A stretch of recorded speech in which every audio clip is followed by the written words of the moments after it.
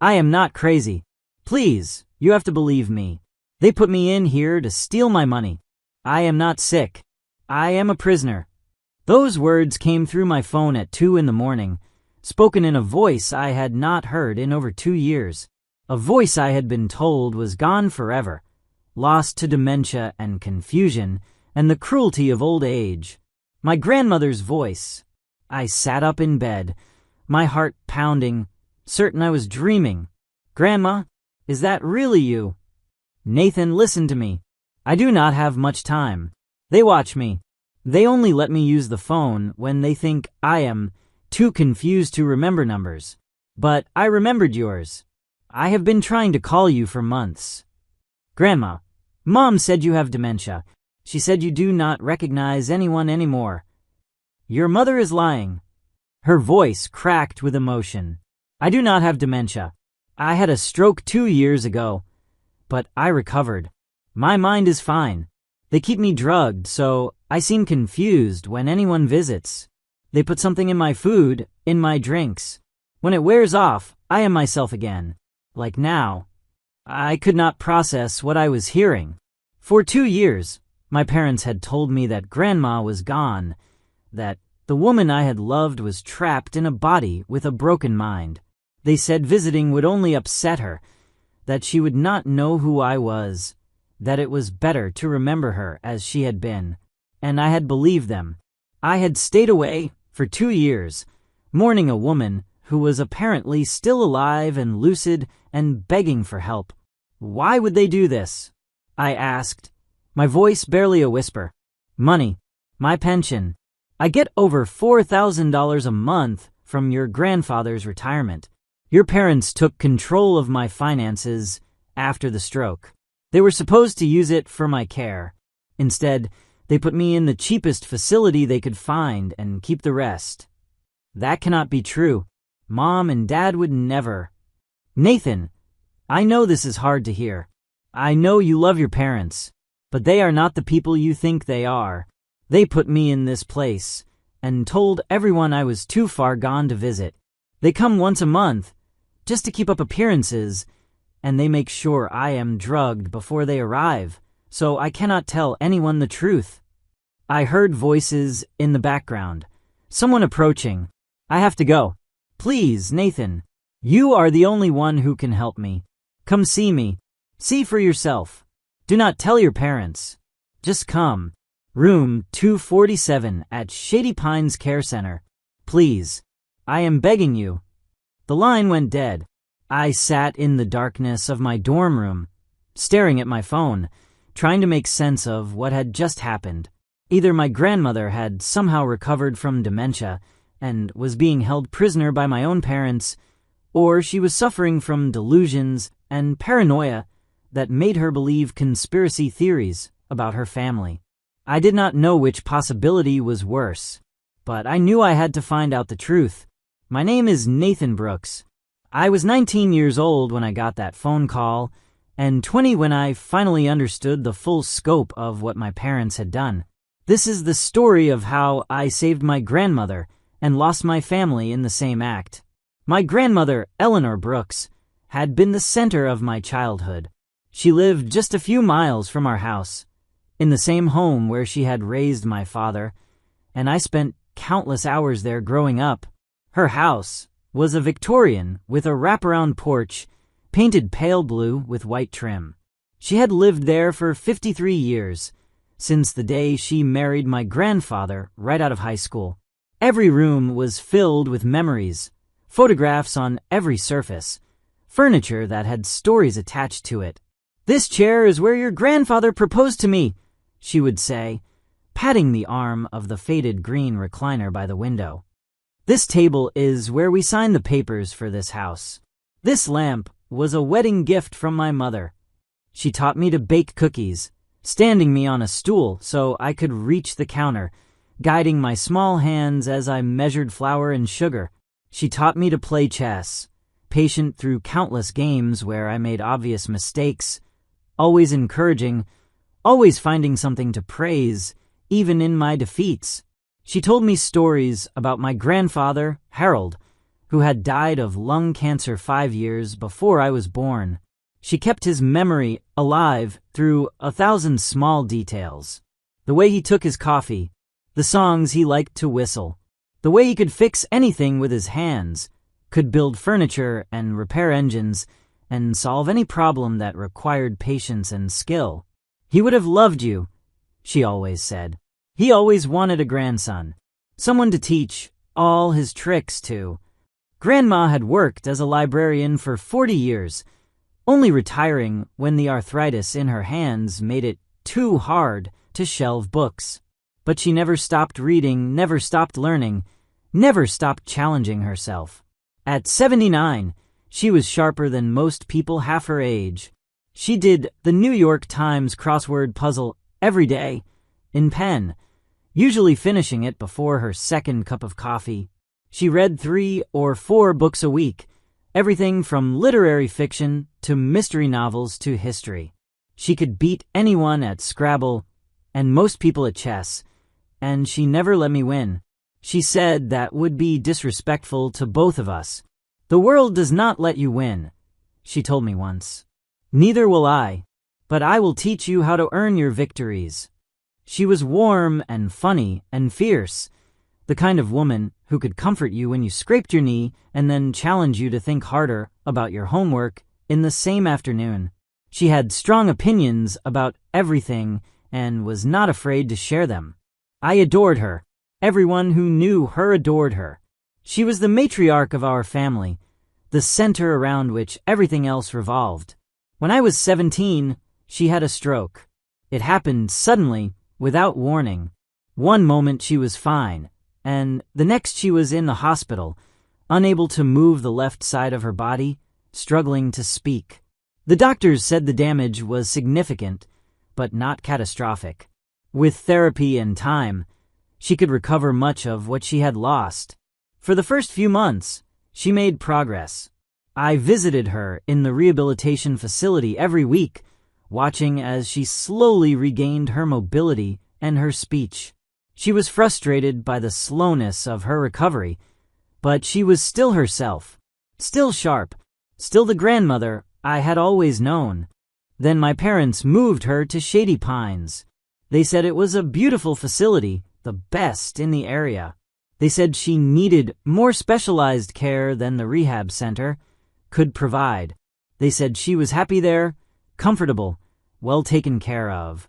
But they also said I should not visit anymore. "It is too hard for her," my mother explained. "She gets confused when people come. She does not always recognize us. The doctors say it is better for her to have a calm, quiet environment without too much stimulation." But she was getting better. I protested. Last time I saw her, she was almost back to normal. That was before the secondary event. My mother's eyes filled with tears that I now suspect were fake. She had another small stroke. The doctors said it affected her cognitive function. "She is not the same person anymore, Nathan. I know it is hard, but you need to accept that. The grandmother you knew is gone." I was 17 years old, and I believed my mother. Why would I not? She was my parent, the person I trusted most in the world. If she said Grandma was too sick to visit, too confused to recognize me, I had no reason to doubt her. So I stopped visiting. I stopped calling. I grieved for my grandmother as if she had died, even though she was still breathing, still existing in a facility 20 minutes from my house. For 2 years, I accepted the lie. And then she called me. I drove to Shady Pines the next morning, telling my roommate I was going home for the weekend. I did not tell my parents. My grandmother had said not to, and even though I was not sure I believed her story, I was not willing to risk it. The facility was not what I expected. My mother had described it as beautiful, high-end, the best care money could buy. What I found was a squat brick building on the outskirts of town, surrounded by a parking lot that needed repaving and a lawn that needed mowing. The sign out front was faded and peeling. The whole place had an air of neglect and despair. I walked through the front doors and was hit by the smell. Disinfectant and something else, something sour and sad. The lobby was clean but worn, with furniture that had seen better days and fluorescent lights that buzzed overhead. "Can I help you?" The receptionist looked up from her computer with the tired expression of someone who had stopped caring about their job years ago. "I am here to visit Eleanor Brooks. Room 247. She typed something into her computer and frowned. Mrs. Brooks is not supposed to have visitors without prior approval from her family. "I am her family. I am her grandson. I will need to verify that with her emergency contacts." "No." The word came out sharper than I intended. I want to surprise her. It has been a long time since I visited. Please, I just want to see my grandmother. The receptionist studied me for a moment, then shrugged. "Fine. Sign in here. Room 247 is down the hall, second left." I signed the visitor log, noting that the last visitor to see my grandmother had been 3 weeks ago. My mother's signature. Before that, another 3 weeks. A pattern of minimal contact, just enough to maintain the illusion of care. I walked down the hallway, passing doors that were mostly closed, catching glimpses of elderly residents sitting alone in their rooms. The walls were painted a depressing beige. The carpet was stained. Everything about this place screamed low budget, cut rate forgotten. Room 247 was at the end of the hall. The door was partially open. I pushed it wider and stepped inside. And there was my grandmother. She was sitting in a chair by the window, thin and frail, smaller than I remembered. Her hair, which had always been carefully styled, was limp and gray. She wore a faded hospital gown instead of the colorful clothes she had always loved. But her eyes were clear and sharp and focused. And when she saw me, they filled with tears. "Nathan." She said my name like a prayer. "You came. You actually came." I crossed the room in 3 steps and knelt beside her chair, taking her hands in mine. "Grandma, I am so sorry. I did not know. I believed them when they said..." "I know." She squeezed my hands with surprising strength. "I know you believe them. That is why I do not blame you. You trusted your parents. That is what children are supposed to do. Tell me everything. Tell me what happened." She told me. She spoke quietly, glancing at the door every few minutes, worried that someone would overhear. She told me about the stroke, about the recovery that had been going well until my parents decided to move her. She told me about Shady Pines, about the tiny room and the terrible food and the staff that treated the residents like inconveniences rather than people. She told me about the drugs. "They put something in my food," she said. "I do not know exactly what. Some kind of sedative, I think. It makes me confused, makes it hard to think or speak clearly. They give it to me before every visit, so when your parents come, I cannot tell them the truth. I just sit there, staring at nothing, and they pat my hand and say what a shame it is, and then they leave." "How do you know it is the food?" "Because I stopped eating it. A few months ago, I started pretending to eat, and then throwing the food away when no one was looking. Within a few days, my mind cleared. I could think again. I could remember." She gripped my hands tighter. "That is when I realized what they were doing. That is when I started trying to find a way to call you. But why? Why would Mom and Dad do this? The money, Nathan. My pension from your grandfather. $4,200 every month. Your father has power of attorney over my finances. He took control of my accounts after the stroke, said he would manage everything for me." Her voice hardened. "He is supposed to use that money for my care.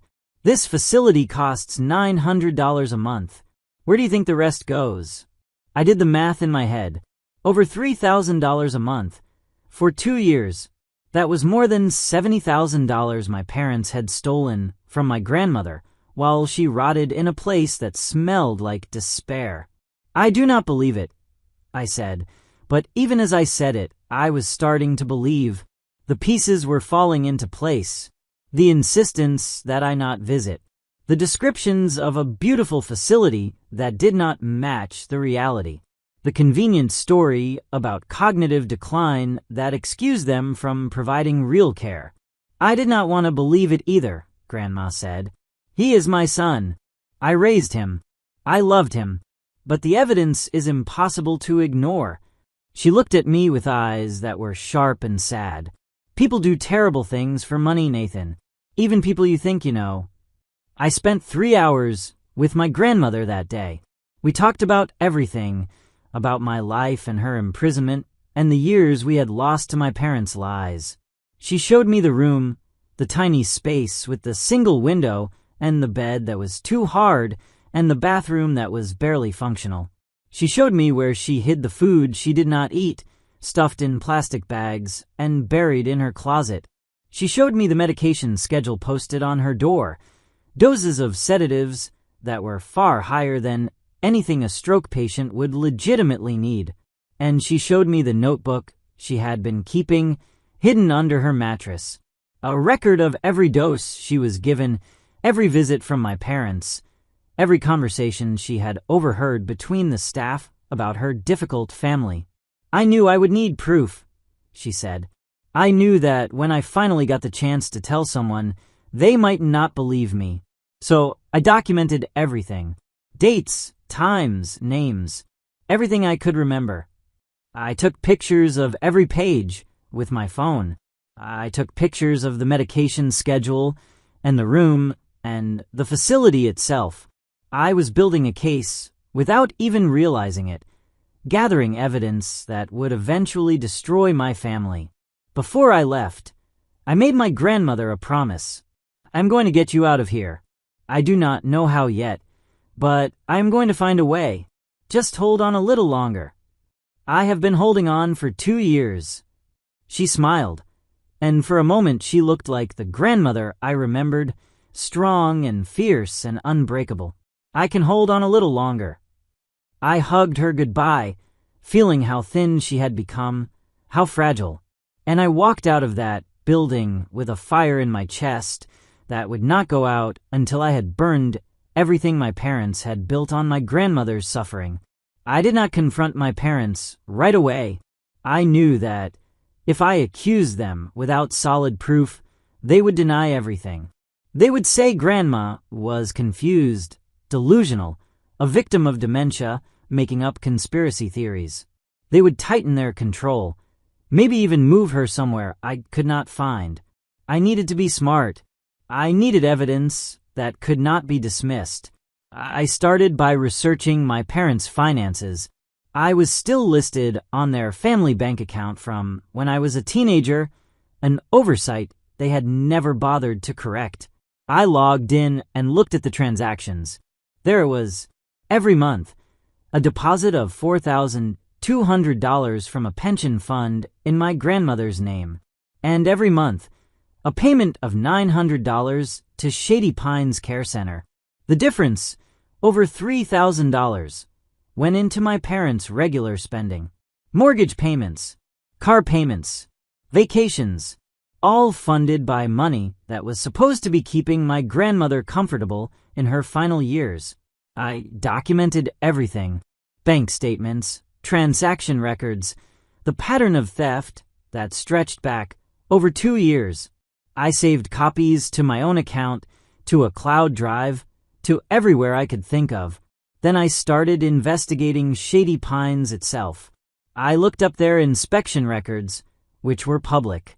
The facility had been cited for multiple violations over the past several years: understaffing, inadequate nutrition, improper medication management, the kind of issues that should have been red flags but were apparently overlooked by everyone who mattered. I talked to other families who had relatives at Shady Pines. I found them through online reviews and support groups and careful conversations at the facility during visiting hours. Many of them had similar concerns: residents who seemed overly sedated, staff who were dismissive of complaints, a general atmosphere of neglect that was hard to prove but easy to feel. One woman, whose mother had been at Shady Pines for 3 years, told me something that made my blood run cold. "They drug them," she said quietly, after I had gained her trust. "The difficult ones, the ones who complain or try to leave or make trouble. They give them extra medication to keep them quiet. I have tried to report it, but no one believes me.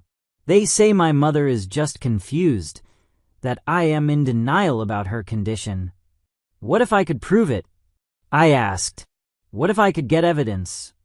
"Then you would be the first person to actually do something about it. But be careful.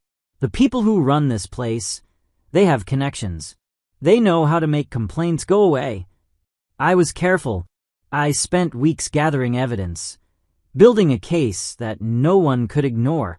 I recorded conversations with staff members who admitted to giving residents extra sedatives. I obtained copies of medical records that showed discrepancies between prescribed medications and what was actually being administered. I documented the conditions in the facility, the understaffing, the neglect, and I kept visiting my grandmother, always when my parents were not expected, always careful to leave before she was given her evening medication. I watched her transform from the drugged, confused woman my parents wanted her to be into the sharp, fierce grandmother I had always known. "You are building a case," she said one day, watching me take notes. "You are going to report them. I am going to destroy them. The facility and Mom and Dad. Everyone who did this to you. Nathan." She took my hand. "Your parents are going to go to prison for this. You understand that, right? This is not just getting me out. This is ending their lives as they know them. They ended your life. They locked you in a prison and stole your money and let you rot here for 2 years. They told me you were gone, that the grandmother I loved was dead. They deserve whatever happens to them. I know they do. I just want to make sure you are prepared for what comes next. Once you do this, there is no going back. Your family will never be the same. My family stopped being a family the day they put you in here. I am just finishing what they started." She looked at me for a long moment, and then she nodded. "Then let us finish it." The day I finally acted, I had everything in place. I had contacted Adult Protective Services with my documentation. I had spoken to a lawyer who specialized in elder abuse cases. I had coordinated with local law enforcement, who had agreed to investigate based on the evidence I had gathered, and I had a plan to get my grandmother out before my parents could interfere. I arrived at Shady Pines early in the morning, before the staff had fully started their day. I had my grandmother's medical records, showing that she was capable of making her own decisions. I had a court order, obtained through the lawyer, temporarily suspending my father's power of attorney pending investigation. I had a place for her to go, a proper care facility that I had vetted personally, paid for with money from a small inheritance from my grandfather that my parents did not know I had access to. The administrator tried to stop me. She called my parents. She threatened legal action. She said I was kidnapping a patient. But I had the paperwork. I had the law on my side. And I had my grandmother, clear-eyed and determined, telling everyone who would listen that she wanted to leave and that she was fully competent to make that decision. We walked out of Shady Pines together, my grandmother leaning on my arm, both of us blinking in the sunlight. She had not been outside in months. She stood on the sidewalk and breathed deeply, tears running down her face. "I did not think I would ever leave that place," she whispered. "You are free now. You are safe. Because of you. Because you believed me when no one else would." My parents were arrested that afternoon. They had rushed to Shady Pines when the administrator called, arriving just in time to be met by police officers with warrants for their arrest. The charges were extensive: financial exploitation of a vulnerable adult, elder abuse, fraud, conspiracy. I was not there to see it. I was with my grandmother, getting her settled into her new facility, a place with actual care and actual kindness and staff who treated their residents like human beings. But I heard about it later. My mother crying, insisting it was all a misunderstanding. My father demanding to speak to a lawyer, outraged that he was being treated like a criminal. Neither of them showing any remorse for what they had done. The investigation uncovered more than even I had suspected. My parents had been planning to have my grandmother declared legally incompetent, which would have given them permanent control of her finances. They had been in contact with estate lawyers, preparing for the day when she died and they could inherit whatever was left. They had also been skimming from my grandfather's pension for years before the stroke, smaller amounts that had gone unnoticed. The total they had stolen was over $200,000. The trial lasted 2 weeks. My grandmother testified, strong and clear, describing her imprisonment in vivid detail. I testified about the phone call that had started everything, about what I had found when I visited, about the evidence I had gathered. My parents' lawyer tried to argue that they had been acting in my grandmother's best interest, that the sedation was medically necessary, that the financial decisions were appropriate given the circumstances. The jury did not believe them. My mother was sentenced to 5 years in prison. My father, as the primary orchestrator of the scheme, received 8. When the verdict was read, my mother looked at me from the defendant's table. Her eyes were filled with hatred. "You destroyed this family," she said. "Your own parents. Your own family." "No," I said. "You destroyed this family the day you decided Grandma's money was worth more than her life. It has been 2 years since my parents went to prison. My grandmother is still alive, still sharp, living in a facility that actually deserves the word care. I visit her every week, sometimes more. We play chess and do crossword puzzles and talk about my grandfather, about my childhood, about all the things we missed during her 2 years of imprisonment. She is 81 now, and she has good days and bad days. But even on her bad days, she is herself, not drugged, not confused, not a prisoner in her own body. I finished my degree and started working with an organization that investigates elder abuse. Every day, I hear stories like my grandmother's, people who are being exploited by family members, drugged into compliance, stolen from by the very people who are supposed to protect them. Most of them do not have someone like me to believe them. Most of them die in places like Shady Pines, convinced that they are crazy, that no one cares, that there is no way out. I try to be that person for as many of them as I can. I try to be the voice that believes them when everyone else dismisses their concerns. I try to be the one who asks questions, who investigates, who refuses to accept the easy explanations. My parents write to me sometimes from prison. My mother's letters are full of justifications and excuses. She says they were only trying to secure their retirement.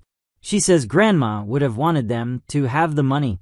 She says I betrayed my own family for an old woman who will die soon anyway. I do not write back. My father's letters are different. They are short, bitter, angry. He blames me for everything. He says I ruined his life. He says I will regret what I did.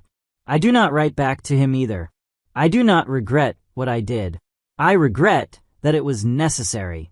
I regret that my parents turned out to be the kind of people who could lock an old woman in a nursing home and drug her into silence while they spent her money. I regret that the family I thought I had never really existed. But I do not regret saving my grandmother. I do not regret believing her when she called me in the middle of the night. I do not regret choosing her over the people who raised me. Some choices are easy, even when they are hard. Some things are worth more than family loyalty, more than comfortable illusions, more than the life you thought you were going to have. My grandmother taught me that. She taught me that the truth matters, even when it hurts. She taught me that love is not just a feeling but an a choice you make every day. She taught me that doing the right thing is not always the same as doing the easy thing. I try to live by those lessons every day. I try to be the person she believed I could be when she picked up that phone and called me. She saved me, really. She saved me from becoming the kind of person who looks away from suffering because it is inconvenient to see. She saved me from a life of comfortable ignorance, never knowing what my parents really were. And I saved her. We saved each other. That is what family is supposed to be, not the people who share your blood, but the people who show up when you need them. The people who believe you when no one else will. The people who fight for you, even when the fight costs them everything. My grandmother is my family. The rest of them were just people I used to know. Thank you for listening to my story of growing up faster than I ever wanted to. I have left 2 more stories on your screen, both from young men who learned that sometimes becoming an adult does not happen at 18. It happens the moment your family needs you to be strong. Click on whichever one speaks to you. And if you want to join our community of people who understand what it is like to be forced to grow up overnight, that notification bell is waiting. Until tomorrow, remember, age is just a number, but courage defines who you really are.